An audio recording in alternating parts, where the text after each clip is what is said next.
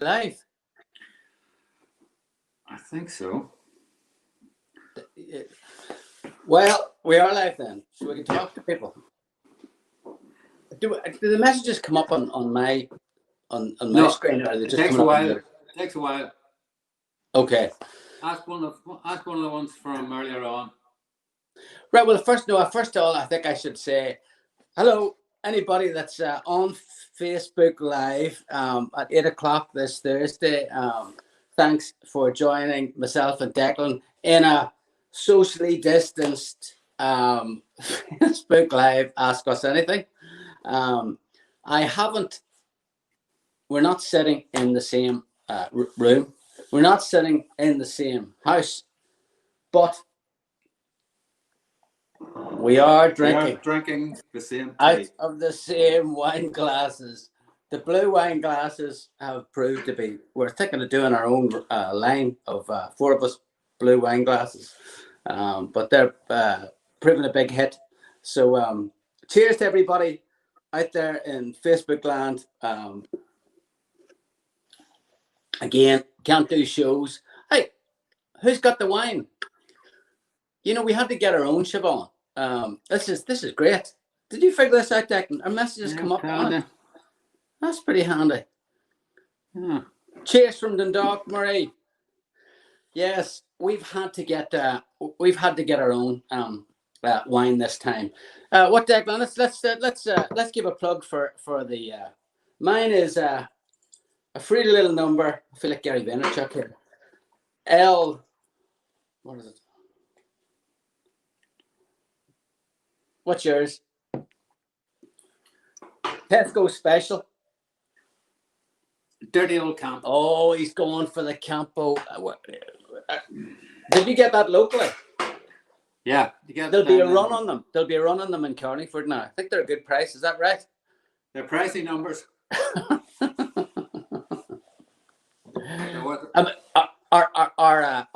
Our sister be insulted because our sister, believe it or not, imports wine, and she makes her own wine.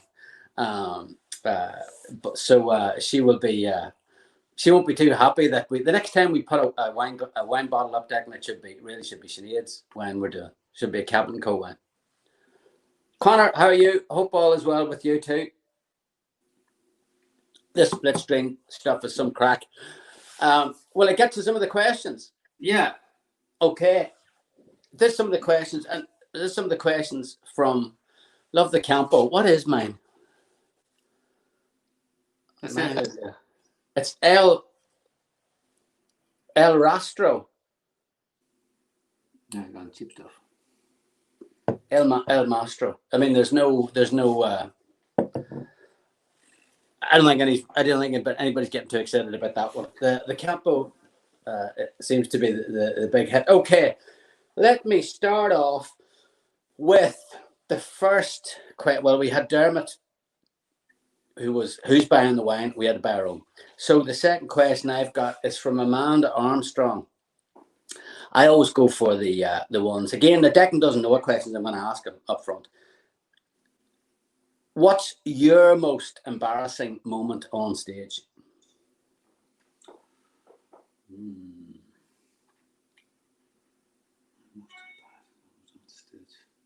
I actually did you remember Nigel Tufnell from Spinal Tap? Well, he fell over and the roadies had to make him upright again. Yeah. I went for a walk down the ego ramp, but the ego ramp that went into the audience was actually made up of upside down flight cases with wheels on it. The wheels were sticking up. Okay. And it was like dry ice everywhere. Yeah. So I stood on one of the wheels. Okay. Went flat on my back. Yeah. And 2 roadies had to come out and lift me up as I was still playing the guitar. It was total spinal tap. So it was a bit like Prince at the you remember when Prince was doing that thing for the Hall of Fame? It was just like that, except in Prince in rehearsals trying it for the first time. Without the roadies to pull him back up, to pull him back up again. He didn't tell the roadies what to expect. Right. Okay. So yours is Declan would probably be better at answering what my most embarrassing moment is, and but I can think of about 5 or 4. I don't want to keep everybody here all night. So let's start with, I would say one of them was a failure. Anybody in anybody in Facebook land there at any of the failures that we did? If you were, I don't know if you remember this one, but we did one of the failures that we did. It was lashing. It wasn't the first one. It was 90. We did 3 of them. It was 92 or 93, and it was lashing out of the heavens, and the audience were getting completely rained on. And do you remember this? Christy Moore was on before us.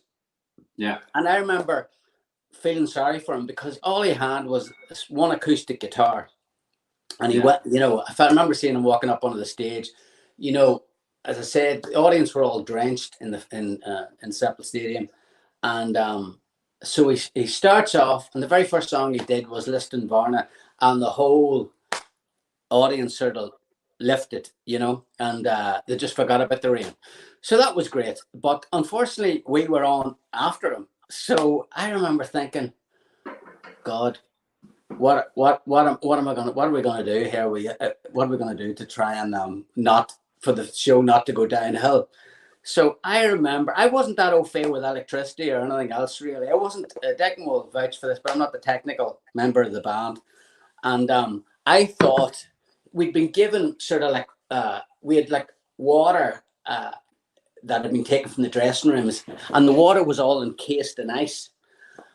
Which I had forgotten about. And I said, right, I went on the stage and I said, as a show of solidarity with the audience, I'm going to join you guys. And I got 2 of those massive bottles, and I poured them both over my head, not realizing that they were literally freezing.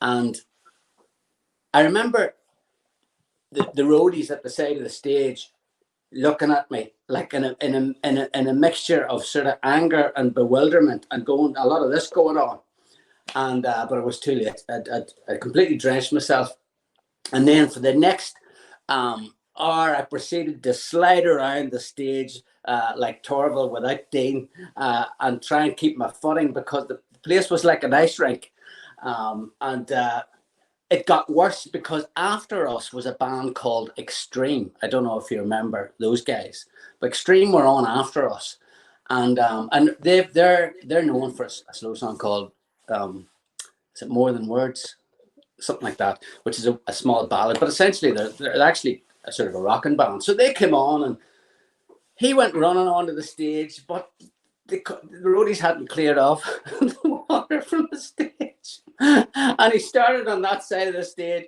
and he flew across onto the other stage, and as far as I remember he went over the stage and into the pit, upon which I made a hasty retreat along with the rest of the band. So that would definitely be my number one. Have you any ones of me, Declan? There's a few questions coming in there. I see Sharon Vaughan. Yeah. Hello, love you. Hi, Sharon. Sharon. Let's see if I've got a question here. Hi guys, any more collaborative songwriting in the pipeline? If only. Sharon's just off the line. Exactly. Sharon that's from Nashville. Sharon is saying hello from, and yes, Sharon was involved. In fact, I'm just after writing a story about her because Sharon is Declan doesn't even really know this, but I've started my own podcast. Why not? Everybody else doing it. I thought, well, I'll do one as well. So and it gave me a chance because I'm chatty, as you've noticed. So it gave me a chance to sort of interview people about the sort of creative process and songwriting and stuff like that. And my very first guest is Sharon Vaughan, and that actually is just coming out. It's just out at the minute. It's called Please Do Something Podcast. Check it out. Brendan Murphy, Please Do Something Podcast. In fact, you have a link to it on that mail out that you did today. Oh yeah, if anybody here hasn't subscribed to our mailing list, they should, because we give them lots of sort of stuff about what's going on at the minute. But there was a link in the mail out about that, but I put a link up on Facebook as well about the podcast where me and Sharon talk about her journey as a Nashville Hall of Fame songwriter, and also the many times she spent in Carlingford on liquid lunches with us over the years. And we do get to write a song, but normally takes her about 10 minutes to get one finished with us. So whereas left to our own devices, me and Declan literally will labour for months. Okay, some more questions. Here's one from Robert Kenahan. If you could choose a second talent, what would it be? I'm still looking for the first one. You took the words right out of my mouth. If I could choose a second talent, what would it be?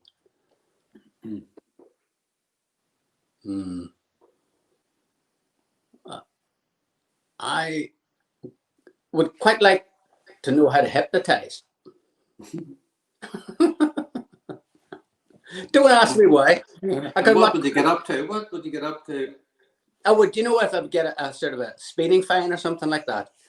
Yeah. When I go up to the counter, because I always pay physically, I go up to the counter and I would go, I don't owe you anything. Look between the eyes, not into the eyes. I could, or if I could stop for speeding by a guard, pulls down the thing, I would look at him, look into the eyes, not between the eyes, and he would say, on your way, young fella.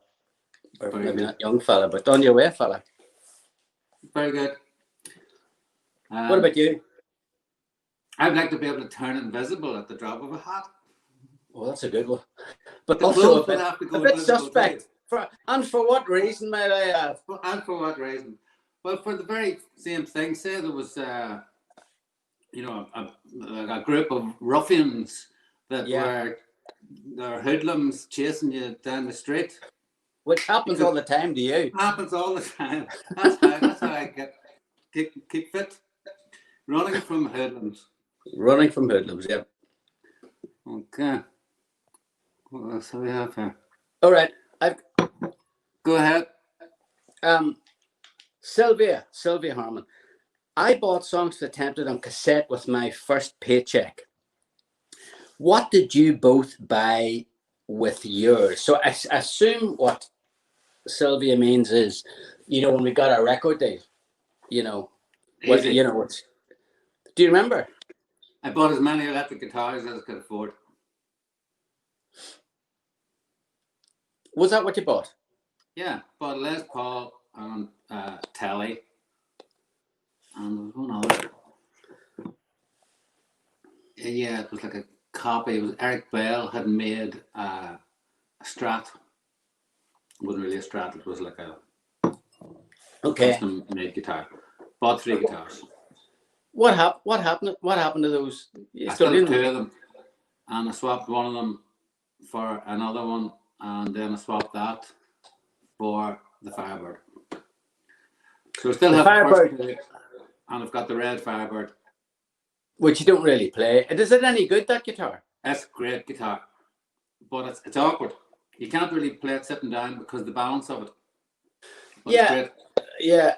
Declan, I should say, Declan is one of those guys. To me, I could be wrong here. I'm sure I'm judging him harshly, but he walks into a shop and he'll buy a guitar if it looks great, and then. But your guitars seem to be, what do you mean? Temperamental. You take them in and you plug them in, and it's like sound guys don't know what to make of them. Whereas if you just gone ahead and bought a straightforward Telecaster or something like that. But what was that one that guitar that you bought? He bought it, and the thing is that a lot of the time Declan is buying them with the band money. So I have to suck it up when he comes out of a shop and says, look, this is really worth the thousands that I paid for it, So what are you talking about, the Ricky? No. The one that you bought in Portland, Oregon. That's the Ricky. Yeah, that one. Yeah, that's all over your solo record. And that explains a lot. That's why no one. There's going to be loads of It's on Sugar Hand as well. Is it? That's all right. Now you've got me worried.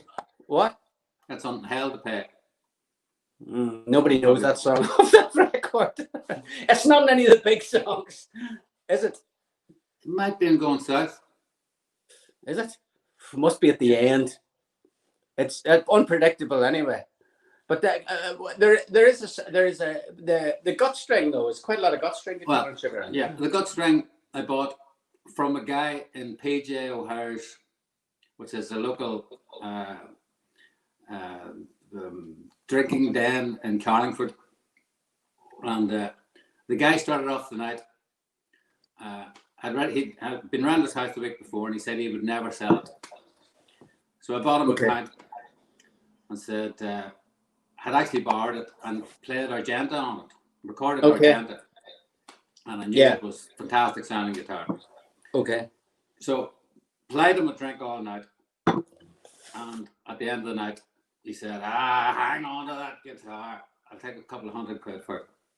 So yeah, I gave him 250 quid. It was probably worth 50. That is on every song on the record. Okay. What about, I got a question there from, this is for you, Martina. Martina asks then on that round, why do you not play electrics on stage? Because it doesn't mix with your acoustic. Yeah, we'll just overpower it. Is that what you're thinking? There's more, I think the sound that we make, the two guitars need to harmonize with so it nearly sounds like one. And the electric guitar doesn't really do that. But where the electric guitar does come in is as an overdub. When you have those two guitars, playing a third acoustic over the top is no good. You need either the gut string, which is an acoustic, or an electric. I'm getting dog's abuse on the messages here there from Kieran Donnelly, who wherever he is. He's Kieran Donnelly. That must be the Prague. That's the Prague Kieran Donnelly. That's there was another question there. What was it? Sydney moment. I've forgotten it. It was back there, about two questions before Kieran's. It was my Norky. I don't know where. I have the phone alarmed each Thursday just so I don't miss the crack. So do I. I have the phone alarmed at 8 o'clock each Thursday as well. I'm waiting for Declan to. What do you think? What does everybody think of the split screen technology? I mean, it's you wouldn't believe how many hours yesterday we spent grappling with this. At one point, Declan couldn't be heard, then I couldn't be heard, then my lighting wasn't good, then his lighting wasn't good. I do miss when both of us are in the one room, but it was dangerous because every night after we finished, because haven't done gigs in like 7 months, this is as close to a sort of a giggy experience as we get.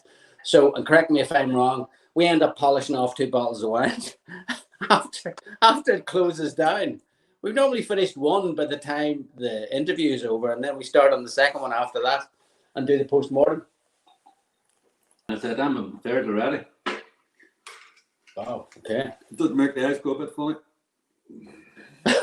Whoa, you're looking good. Yeah, I would get. Right,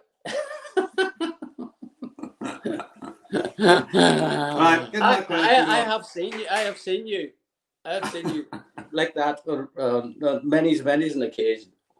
Okay. Right. There was a question here. I know what the question was. It was, and so this is. I think it was from Lisa. Did you ever get the guitar back? That you did Aer Lingus ever give you the guitar back? Yes. And this, Do you want to explain the story first of what happened? Well, we arrived in Germany and with how many guitars? Come out with the rest of the luggage. How many guitars did we take? With one each. Yep.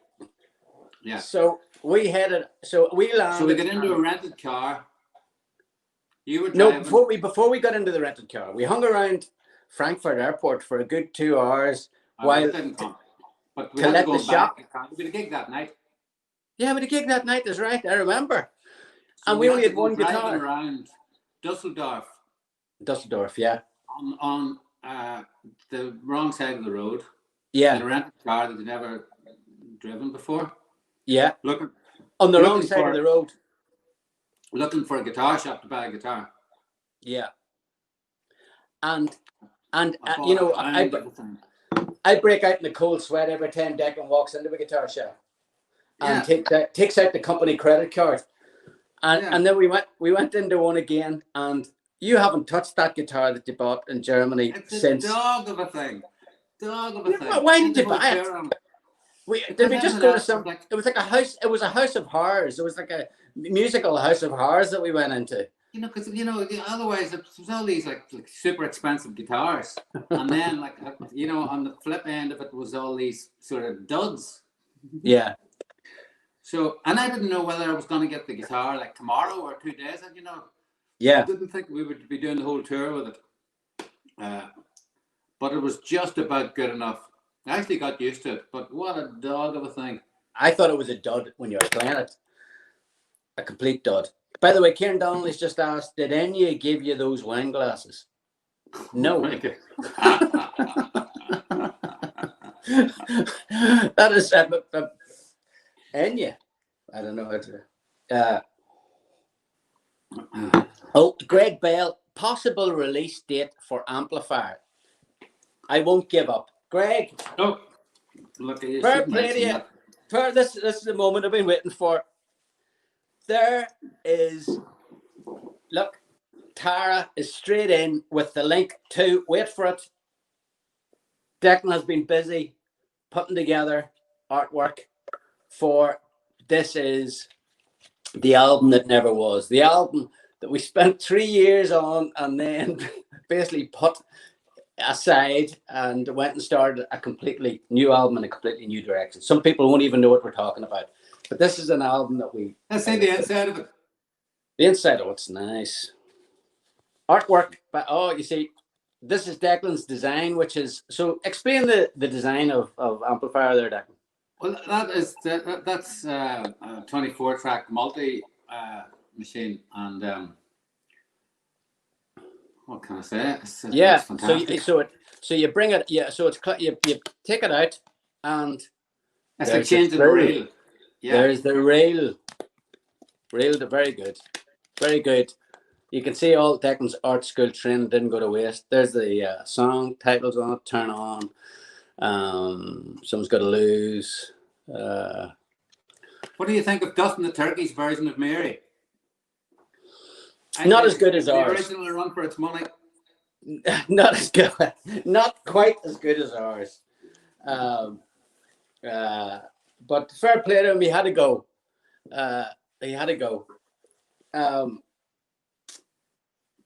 Yes, I should say that amplifier is available in our shop. There's a link. There's a link to the shop, I think, in the chat somewhere. But yeah, the shop. Anita Ostrowski, what have been the best and worst dressing room riders you have experienced? I thought you were just going to stop at dressing room. Dressing room, actually. We'll change it to dressing room. I think we could hit both. Okay. The worst rider is actually not nothing, because the thing about riders is that if you thanks now. Riders sort of come with gigs, but the artists don't really want them. But it's a way. Sometimes it's a way for venues to charge, so they'll go like, "Oh yeah, send you last week's sandwiches." Yeah, it's like, "Oh yeah, but yeah, that you got this. This is for the gig, minus the security, the ticket thing, and of course, the rider. The rider. Normally, the thing that would instill the fear of God into any self-respecting musician is when he sees the cling film and the sandwiches.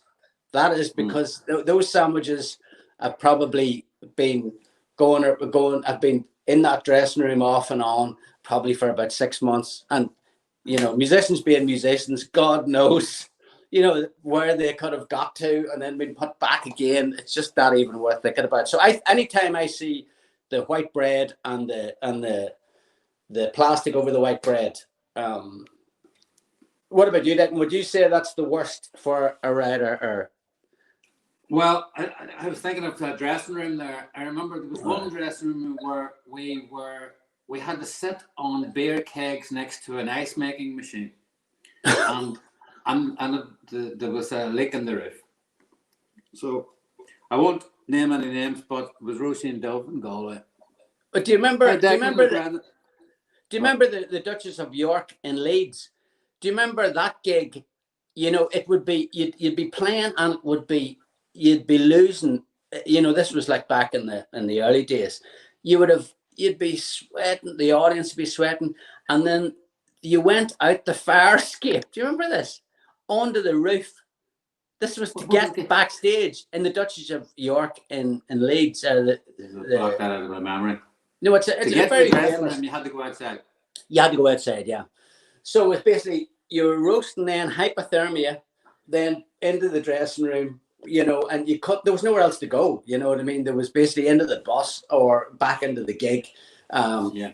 But the problem with those legendary gigs, like these gigs that have these sort of mythical status over the years, is that they were probably made mythical around by punk bands in the 70s. Yeah. So it's like, you know, I'm over that sort of experience, you know. Yeah, and that's true. Like CBGB's, the dressing room was the toilets. And the toilets didn't have doors on them, you know, the actual toilets. Yeah. Yeah. You know what I mean? So it's like, maybe that's, you know. Okay. Dab Melia. What advice would you give a songwriter starting out who wants to protect the rights to their songs? Simple way you can suggest. Well, first of all, I would just say that I know it's hard to believe at this point in your career or anybody's career, but the world isn't out there desperately trying to steal any part of your tune. You know, it just I know, because we made the same mistake when we started. The first thing I thought was protect the copyright. Do you remember we were like we were posting. We had heard this thing that basically, I think I still haven't opened the envelope. You make a recording. We'd make a cassette of something, some not very good song, if it even was a song, and then we'd put it on a cassette, and then we would post the cassette through the Royal Mail to ourselves. It would come back, and as long as we didn't open it, all we had to do was wait. You put it in the bank. Oh, you put it in the bank. You put it in the bank because you know it's going to be a big earner one day, and then you wait. You wait until the hordes of imposters start copying some of your tunes, and at that point you bring it out of the back and you go, "This was mine all along." And you know, you make money. Don't open it until you get the court. Yeah, I wouldn't open it. Don't be in any hurry to open it. We have vaults full of. The bank has basically got a sort of a vault full of tapes that are absolutely of no value whatsoever. Oh yes, you name the song, and we will write it. This was an idea we had. We didn't have it. We didn't have it. Oh yeah. I got a phone call. I had a conversation with a friend of mine who had been watching the program and works in TV, and he said, you know, you guys aren't known for the speed at which you produce albums. And I said, yeah. And I said, well, I think a good thing. I'm enjoying these Q&As, but why don't you get the people to suggest a title for a song, and then you pick one, and then you write it. And I thought, there's one already. Good on you, James. Smitten. Yeah. Okay, let's go, Declan. Where's your guitar? Let's get at it. Smitten. That's one. Have we got another one? That smitten is everybody's. It's not as easy as it looks. There's one. What about late to the party? Late to the party, and we've got another one. Good evening, Declan and Brendan. That's a good one. Sorry, I'm late to the party. Sorry, I'm late to the party. Late to the party. I think that's a. Is that not a Casey Musgraves song? Late to the party. Write it down. Get it down. I know it's a song. The Blue Nile took time as well. So true. So true. Have you any stories about the great Gary Boyd? from Louis Boyd's Newry. Far too many, absolutely far too many, Duncan. And I'd be afraid of labeling him because he's pretty litigious. Song title, Dermot Cullen, Life in Reverse. Good lad, Dermot. Oh yeah. Now, one thing I should say about this setup is there's a slight delay, so which means that because I had a message from Amanda Armstrong, which was and Amanda actually one of the first was happy birthday Jodie. Jodie's she's 15. Happy birthday. And Amanda said, could we play him for her? But we can't actually play anything because there's a slight delay, isn't there, in our signal between. So it's, I think we're going to try and figure out how to do something. If we do this song title thing, we're going to have to figure out some way, even if we record it or I don't know. The Chaos of Stars. Now we're talking. The Chaos. Murphy's Law. Sorry, no, that's an old one. The Chaos of Stars. Now, this guy's got it going on. The Chaos of Stars. Carlingford. Louise, Carlingford Crack. Here's one from Paula McAree. Song for Paula. Lumpy Custard, Frida, that's a band. We can't do that. We'll be sued. Yeah. We'll be sued by the actual Lumpy Custard. The Zoom Effect. Is the Zoom Effect the song title? Murphy's Lockdown. Not bad in a sort of a Murphy's Lockdown. That's like a Clancy Brothers song. Johnny Cash was a punk rocker. What is that? Is that a statement of fact, or is that a song title? I think it's a song title. I'm not too sure. Licking Your Wounds. Licking Your Lockdown Blues. There's a lot of lockdown stuff coming up. Lockdown Blues. Okay, I've got 6 here. Smitten, Life in Reverse, The Chaos of Stars, my personal favorite. Carlingford Crack, Murphy's Lockdown, and Lockdown Blues. Love and Lockdown. There's an original one. Here's one. Tweak the Old Talking Heads song. Life During Lockdown. That's a classic. Life During Lockdown. Yeah.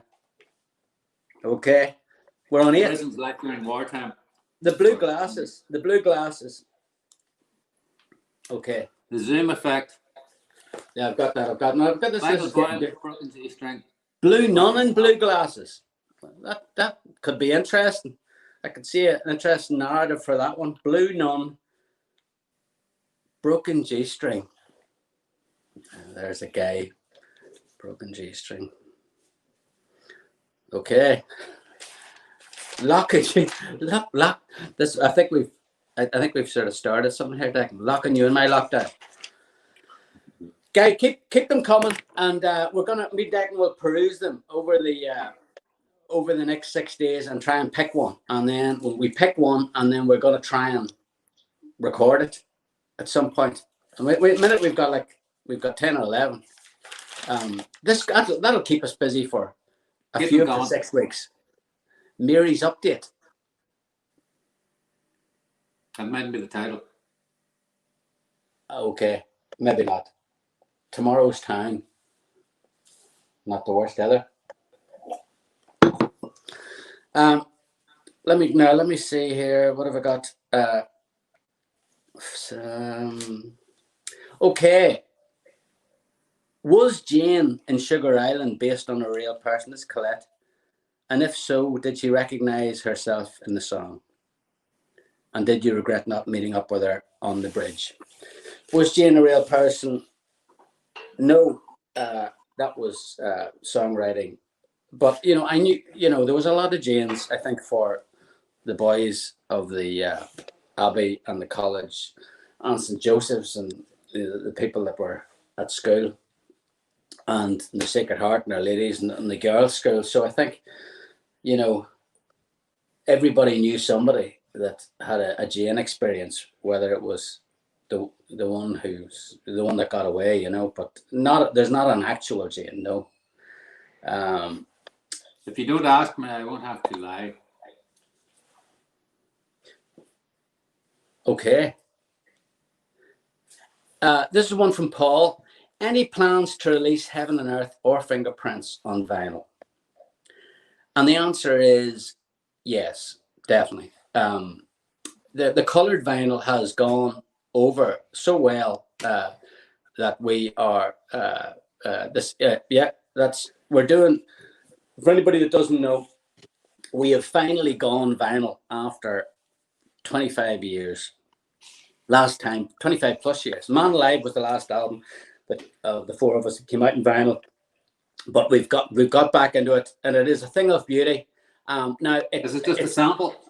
Yeah, because it's just being pressed at the minute. It actually isn't going to be available even for the people that have pre-ordered it until the end of November. But it is a thing of beauty. Yeah, there's only 500 of them being made. So and we're signing them and leaving a message. So if you're interested, follow the link in the chat, and you can order a specially signed limited edition. I say there's only going to be 500 of these red vinyl Sugar Island LPs, which come out on the and that's it. We're not doing any more red vinyl, Declan. Isn't that right? That's right. It goes to black vinyl after that, maybe. Yeah, but Heaven and Earth and Fingerprints we are doing, but we've already been told that it's going to be 13 weeks, even if we order them tomorrow, before we would have them. So that's post-Christmas. So we will do them, but it's going to be in the new year. Was there an actual Mary? Yes, there was an actual Mary.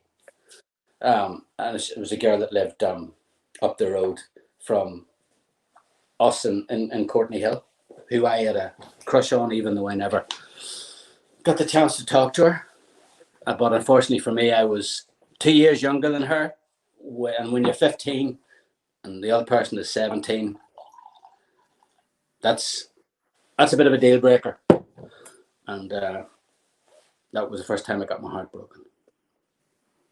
Just discovered Into Your Arms. What a tune. Thank you very much. That's a song that we co-wrote with Sharon, actually. Actually, Declan. I wasn't part of that. Declan wasn't part of that, which is probably explains why it never went, sort of like took a few left turns. You know, it was me, Kieran Goss, if anybody knows Kieran, a very, very good friend and a really great songwriter. It was and he introduced me to Sharon. Myself, Kieran and Sharon, and that was literally one of the first songs we ever wrote. But Declan was no dozer. He spotted the song and he said, I don't care if I'm writing it or not, it's going on the Four of Us album. What about blue vinyl?